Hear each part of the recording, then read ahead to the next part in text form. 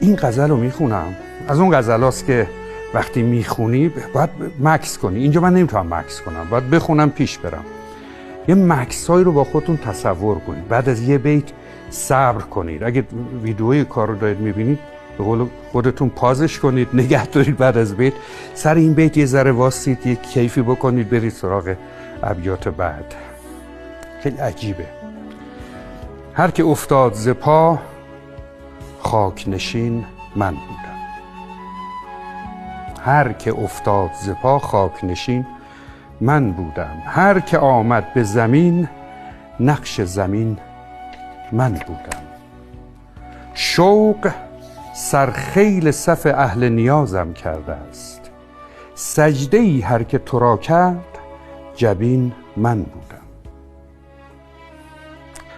راز خود کرد وصیت همه با من مجنون. بر سر او نفس بازپسین من بودم.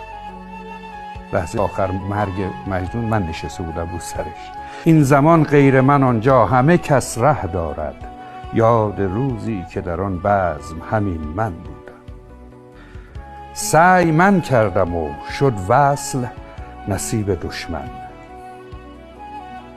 دیگری صید تو کرد و به کمین من بودم. عجیبه نه؟ هر کف خاک به جولانگه شه میگوید. آدم توقع داره یک مدحی از شاه بکنه. میگه هر کف خاک، وقتی که شاه داره با اسبش جولان میده، هر کف خاک داره با شاه حرف میزنه. رو چی میگه؟ هر کف خاک به جولانگه شه میگوید. پیش از این پادشه روی زمین من بودم. در چمن بود قیامت ز فغان دوش سلیم. یه سر و صدای آنچنانی تو چمن می اومد. در چمن بود قیامت ز فغان دوش سلیم. بلبلان را چه گناه باعث این من بودم. ته هر ماجرایی که من حضور دارم، انگار تموم درد و غم و رنج عالم و این آدم تجربه کرد.